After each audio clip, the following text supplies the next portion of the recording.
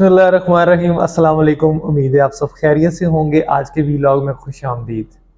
Marble का काम जब भी आप करवाते हैं, अपने घरों में मार्बल लगवाते हैं, तो अगला मरला होता है उसकी रगड़ाई करवाना। तो रगड़ाई के मामले में बहुत सारे लोग बहुत ज़्यादा परेशान रहते हैं। उसी मामले में आज ये वीडियो बना रहा हूँ, जिसके अंदर इंशाअल्लाह ताला आपकी तमाम परेशानियाँ दूर कर दी जाएंगी। वीडियो को एंड तक ज़रूर देखिएगा और चैनल पे अगर नए हैं तो चैनल को सब्सक्राइब जरूर करते जाइएगा। वीडियो का बाकायदा तौर पर आगाज़ करते हैं। तो सबसे पहली बात ये करता हूँ, एक सवाल पूछा हुआ था हमारे एक मुअज़्ज़ज़ व्यूअर ने कि क्या उसके ऊपर कोई वैक्स वगैरह लगाते हैं या नहीं लगाते। तो सबसे पहला उसका जवाब बता दूं कि कोई वैक्स नहीं लगाई जाती। मार्बल की रगड़ाई का काम जब भी आपने किसी को भी आउटसोर्स करना है तो उनको आपने एक पॉलिश का सैंपल दिखाना है और उसे कहना है कि हमें इस तरह की रगड़ाई फिनिश फॉर्म में चाहिए। उसका लमसम वो आपको रेट बताएगा कि इतने रुपए स्क्वायर फीट में लूँगा और आपको इस तरह की चमक बना के दूंगा। ये सबसे बेहतर तरीका होता है मार्बल की रगड़ाई की डील करने का। किसी किस्म का सामान आप लोगों ने लेके नहीं देना रगड़ाई वाले को, सिर्फ उसके साथ आपने स्टार्ट के अंदर स्क्वायर फीट का रेट डिसाइड करना है और सामान सारा वो अपने पास से लगाएगा। कुछ चीज़ें जो मॉनिटर करने की होती हैं कि अगर वो बात कर ले और वैसा ना कर रहा हो तो वो आपको पता होनी चाहिए कि वटियाँ तकरीबन कितनी लगती हैं। तो लमसम सा एक मैं आइडिया बता दूं कि 6 से 7 वटियाँ तो लाजमी लगती हैं। एक रॉ फॉर्म में जब आपने मार्बल लगाया था और उसको जब पॉलिश करने के लिए आप जा रहे हैं तो सबसे पहले कटाई की एक वट्टी लगाई जाती है, जिससे बहुत ज़्यादा स्लज और चूना सा जो है वो निकलता है। उसका मकसद सिर्फ इतना ही होता है कि मार्बल के पूरे ऊंच नीच वाली फर्श जो है वो उसको एक सतह कर दी जाए, बिल्कुल एक जैसा कर दिया जाए और अगले प्रोसेस के लिए उसको फर्श को तैयार कर दिया जाए। सबसे पहली वट्टी तो ये होती है। उसके बाद प्रोसेस स्टार्ट होता है रगड़ाई का, और जैसे जैसे वट्टियों के नंबर चलते जा रहे होते हैं वैसे वैसे वो अपनी माइक्रो फॉर्म में कटिंग करता जा रहा होता है।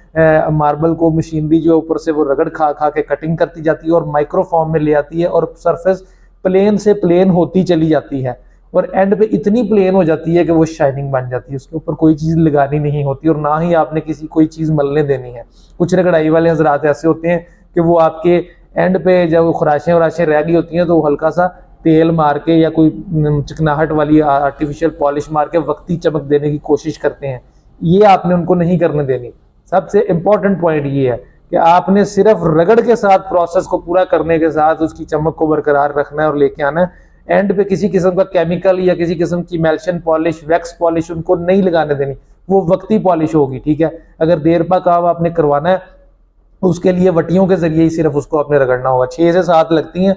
वो अच्छा सामान यूज करते हैं और पूरे टाइम पे अगर कारीगर बंदा कर रहा हो पॉलिश, उसे पता होता है कि मैंने ये जो वट्टी लगाई है 1 नंबर की वट्टी, 2 नंबर की वट्टी, 3 नंबर की वट्टी, ये मैंने किस स्टेज पे उतार के अगला नंबर लेके जाना है। अब ये क्या आया, उस स्टेज पे आ चुका है कि अगली वट्टी को लेके जाया जाए। तो इसलिए आपने रिप्यूटेड बंदे का ही सिर्फ काम देना है, जिसकी रिप्यूट अच्छी हो। किसी मार्बल फैक्ट्री वाले से पता कर लें। कॉमन बातें होती हैं किस तरह आपने किसी बंदे को जज करना है।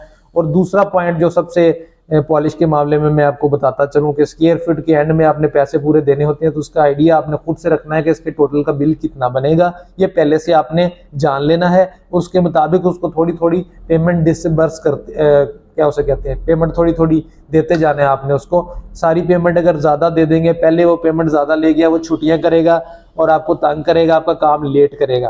तो ये भी डील के टाइम पे आपने सबसे पहले उसके साथ बात कर लेनी है कि भाईजान आपको मैं पैसे इन दी एंड सारे दूंगा, आपको सामान के लिए कुछ थोड़े से पैसे हम लोग साथ दे देंगे, बाकी काम फिनिश होने के बाद आपको पेमेंट की जाएगी। उनका तरीका वारदात ये होता है कि वो यही कहेंगे सामान लेके आना है पैसे दें, सामान लेके आना है पैसे दें।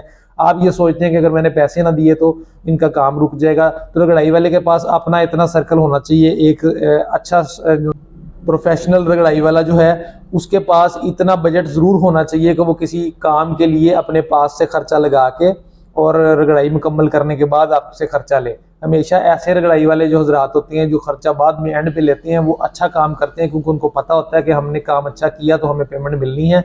ये एक इशारा होता है कि अगर कोई बार बार आपसे पेमेंट डिमांड कर रहा है तो ये इसका मतलब है कि वो बहुत ज़्यादा प्रोफेशनल रगड़ाई वाला नहीं है, उससे बचें। तो ये मैंने कोशिश की आपको इस तरफ से आसानी देने की, क्योंकि मुझे पता है कि हमारी फील्ड के अंदर सबसे ज़्यादा जो टेंशन है मार्बल लोग क्यों नहीं लगाते, उसकी 2 ही वजूहात है। सबसे पहले नंबर पर मार्बल फैक्ट्री वाला जो है वो धोखाधड़ी करता है, पूरा सामान जो दिखाता है वो दिया नहीं जाता, या सिलेक्शन के बारे में सही तरह गाइड नहीं करता, क्या चीज़ जानी है वो गाइड नहीं करता। नेचुरल स्टोन होता है, उसमें ऊंच नीच होती है, मार्बल्स के अंदर कलर वेरिएशन होती है। सबसे पहली परेशानी ये आती है मार्बल खरीदने के वक्त, और दूसरी बड़ी परेशानी मार्बल को रगड़ाई करवाने के वक्त आती है। तो ये मुझे 2 पॉइंट्स का पता है, इसलिए मैंने आज ये खसूसी तौर पर ये वीडियो सिर्फ पॉलिश के ऊपर कोई लंबा चौड़ा प्रोसेस नहीं बताया, सिर्फ डील बनाने का तरीका बताया। उम्मीद करता हूँ कि आपको ये पसंद ज़रूर आया होगा। दोस्तों के साथ शेयर कर दीजिएगा। जो लोग भी कंस्ट्रक्शन करा रहे हैं या कंस्ट्रक्शन कराना चाहते हैं तो मेरी वीडियो को उनके साथ शेयर कीजिएगा। दुआओं में याद रखिएगा। अल्लाह ताला आपको खुश रखे, आबाद रखे, आपको घरों को बरकतों से भर दे। इंशाल्लाह दोबारा किसी व्लॉग में फिर दोबारा मुलाकात होती है। तब तक के लिए खुश रहें, आबाद रहें। अस्सलाम वालेकुम रहमतुल्लाह।